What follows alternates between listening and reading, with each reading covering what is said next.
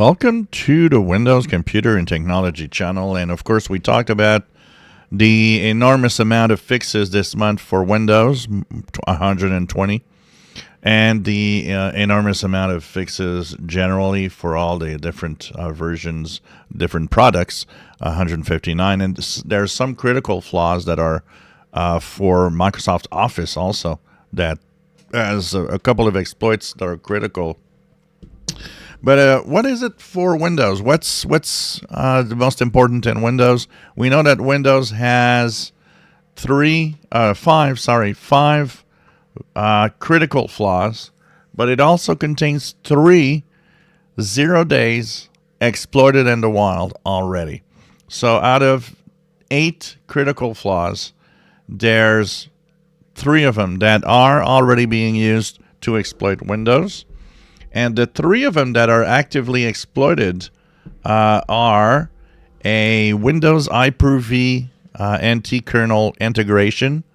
So basically, it's an elevation of privilege vulnerability. And in this one, there's no information that's really released on it, but we know that it is exploited already in the wild. So it's very important to get it fixed. There's a Windows App Package Installer elevation of privilege, and this one, an attacker who successfully exploits this vulnerability will gain system privileges. So Microsoft does say that it is a vulnerability that was anonymously submitted to Microsoft. And another anonymously submitted one is for the Windows themes spoofing vulnerability. So, we talk about the themes that sometimes we change, and we look at the different themes that are within Windows that we install those packages from the Microsoft Store. And, I always go through the Microsoft Store because it's kind of a safer thing. But if you would get a theme from a third-party website from some other place, the files could actually have an effect that will basically, spoof the file itself in File Explorer when you actually view it, and could basically send a malicious file into the system. So you could do what you want.